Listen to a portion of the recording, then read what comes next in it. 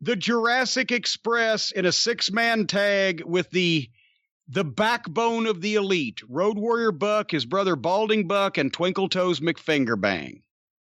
And not only that, but Jericho is going to do color, drenched in orange juice. With his bald spot completely showing because of all that liquid. You noticed it? Completely evident. Yeah. Yeah, he was weighed down a little bit there. But first of all, they did an interview with Alex Marvez, who was the most personable one of the bunch between Marco Stunted Growth, Dino Douche, and Jungle Boy. Stunt actually spoke. He sounds indeed like he looks, like a little fucking girl. Dino Douche did his 65 million year line again. And Jungle Boy pretty much just stood there. Then embarrassing. It was embarrassing, that interview.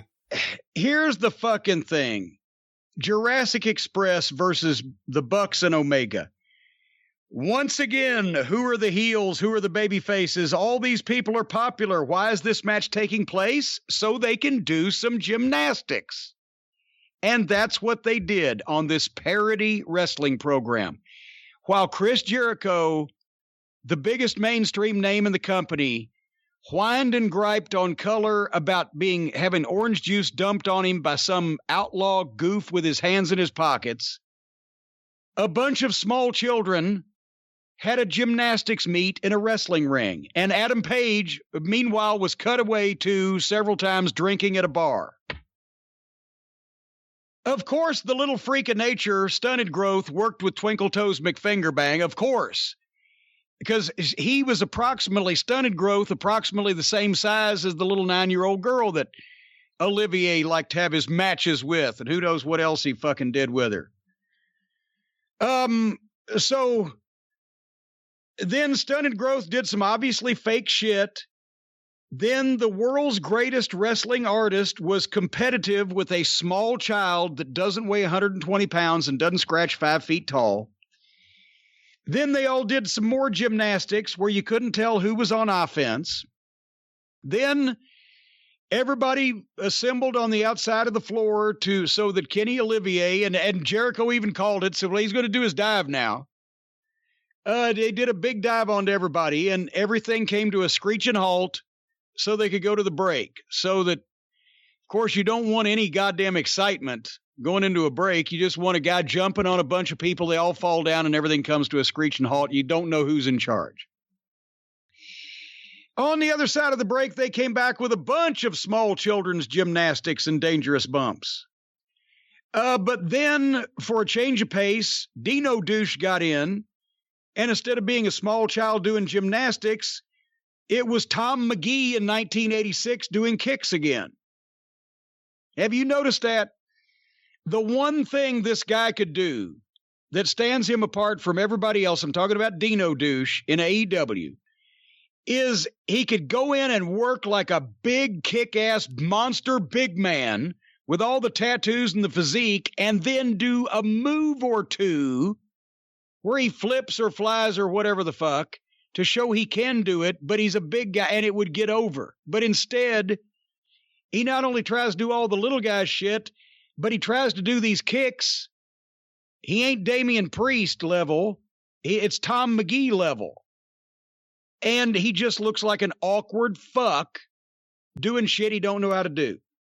So, I summed up this match so far. There's no baby faces, there's no heels, there's no logic, there's no story, there's no set of heat, there's no comeback. Just endless moves for no reason, sometimes all 6 of them at a time, sometimes 4 guys disappear and watch from the outside, obviously, for their next spot where they jump in. There's no tags, there's no rules, there's no nothing. Just a bunch of guys acting like they're having a video game fight. And the freak stunt managed to be the biggest turd in this mud show outhouse, but I would say that this is probably the worst match in the history of AEW television. For everything that you would grade a goddamn wrestling match by or expect to see out of it, this was the worst. And it wasn't even really the funniest thing they've ever done. So this wasn't funny or silly or exciting. It was just stupid.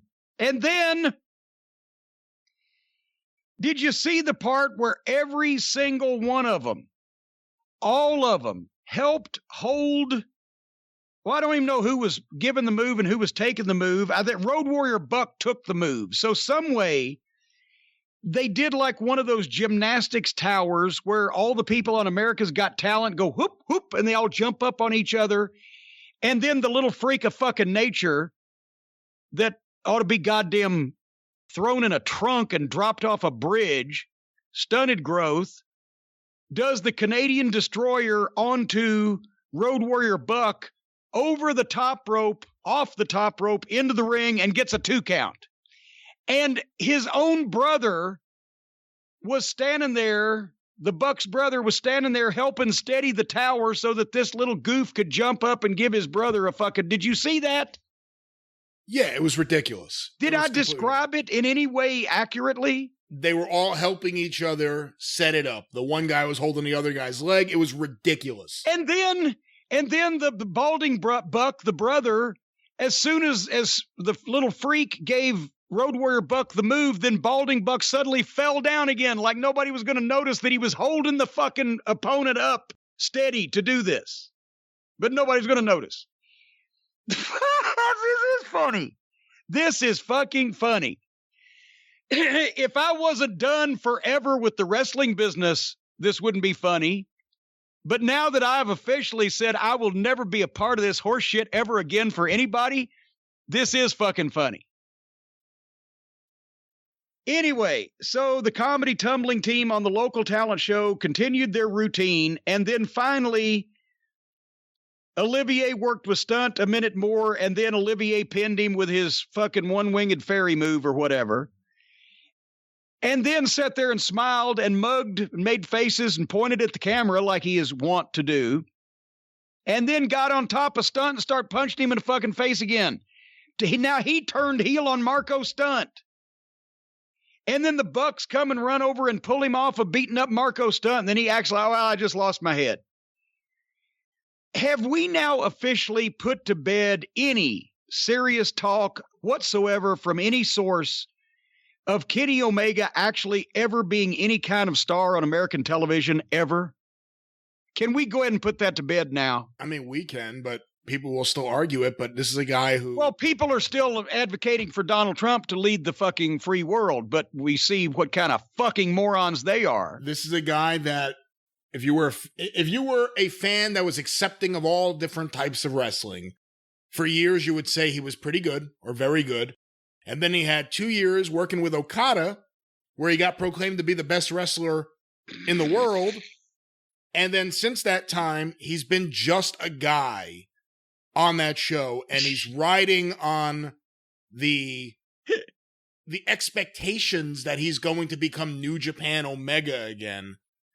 And it's ridiculous. And it's completely ridiculous. Okay, so the sad thing about this match is the only guy in the match, Luchasaurus, Jungle Boy, and Marco Stunted Growth versus the Bucks and Olivier, the only guy in this match that actually legitimately can be a big-time star on American television. Not in this company. They can't have any big stars on this television show. But Jungle Boy could eventually, in wrestling, be a huge fucking star in the WWE. And he could make a ton of money. And he could be merchandised all over the world, and he could be a baby face that gets his ass kicked but has that appeal and comes back. It won't happen because he will never learn to work in matches like this. He will learn how to do this shit, which will never be allowed on WWE television or anywhere else but this fucking shithole. He will learn bad habit after bad habit. He's listening to these guys on the other side of the ring because they claim they're veterans, and he's not bright enough to know that they don't know what they're doing. But he has the potential. A babyface that sells and comes back when all hope is lost.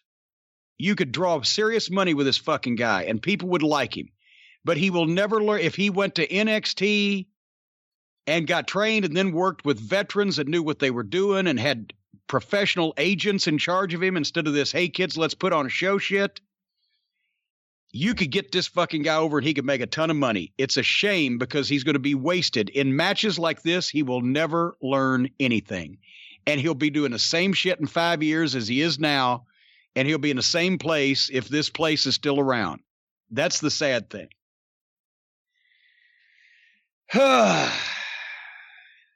Any comments on your part? No, I didn't like it at all. I'm just down on AEW completely. I love FTR. I really like Taz's promos. I like MJF when we actually get to see him, or he does something. There's just so much bad shit and so much stupid shit. And I don't like it at all. I didn't like this. Is there anyone who's worked with Marco Stunt who hasn't sold for Marco Stunt? No. I mean, it's ridiculous. This was over the top and just egregious. But even Lance Archer, whatever, they still sold shit, even though they were trying to make it somehow plausible. But no, he's an insult and an embarrassment. And it just makes this whole program look low rent. And this is why they all hate me. Because I tell the truth.